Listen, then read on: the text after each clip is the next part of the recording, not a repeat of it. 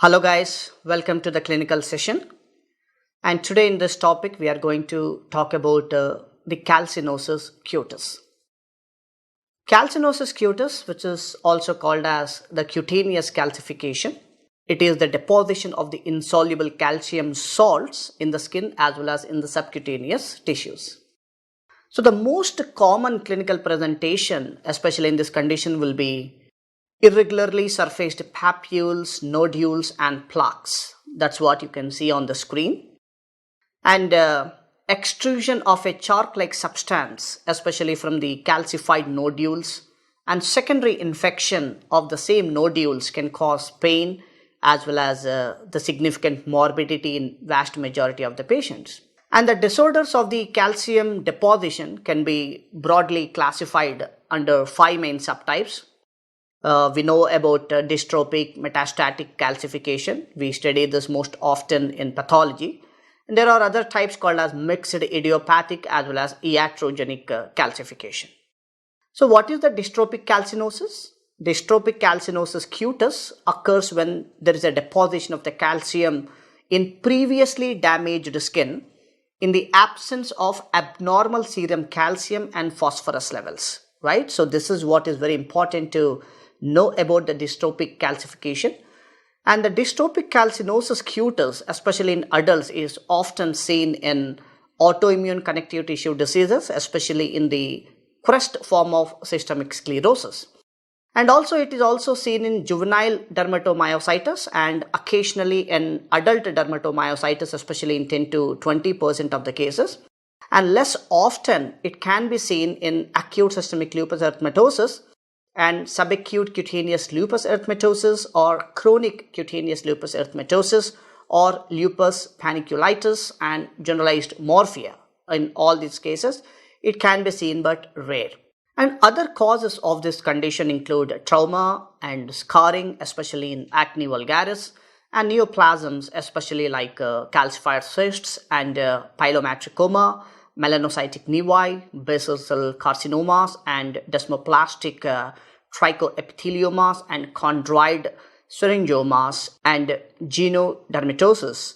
So these are all these conditions which is listed or responsible for the development of the condition. And also the infections like onchocerciasis or cysticercosis, histoplasmosis, and all these infections are also responsible for the development of this condition.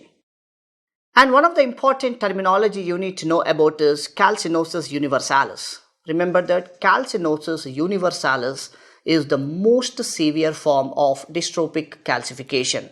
And this particular condition is usually observed in the setting of dermatomyositis or may be seen in other connective tissue diseases like systemic lupus erythematosus. And this particular variant involves extensive areas of cutaneous calcification in sheet-like masses that can cause severe functional impairment in the patients. So this is what we need to know about the dystrophic calcinosis. Next, let us talk about another important type called as metastatic calcinosis.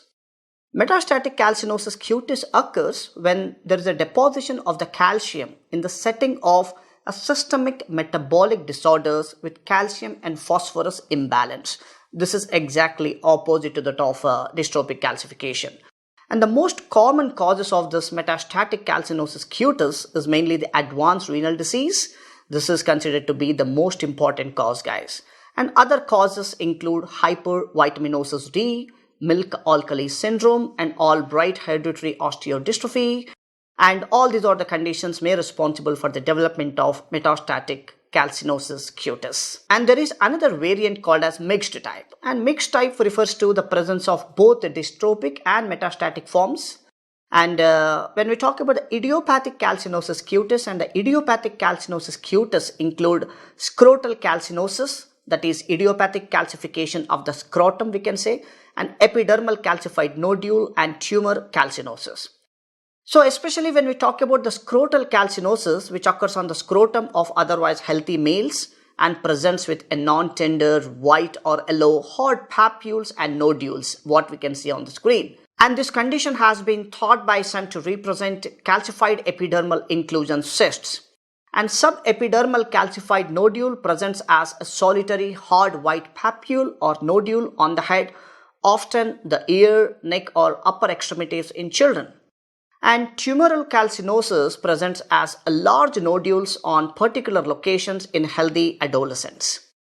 And coming towards another last variant called as iatrogenic calcinosis, that is iatrogenic calcinosis cutis, occur in temporal relation to administration of intravenous calcium gluconate, calcium chloride or para-aminosalicylic acid for the treatment of pulmonary tuberculosis at the sites of application of calcium alynate dressings to denude skin or calcium chloride containing electrodes used for electroencephalography. So in these conditions, we can see iatrogenic calcinosis cutis. So this is completely an image-based topic and a clinical topic what we often encounter in dermatology. So you need to have a clear-cut idea about the calcinosis cutis and their various forms.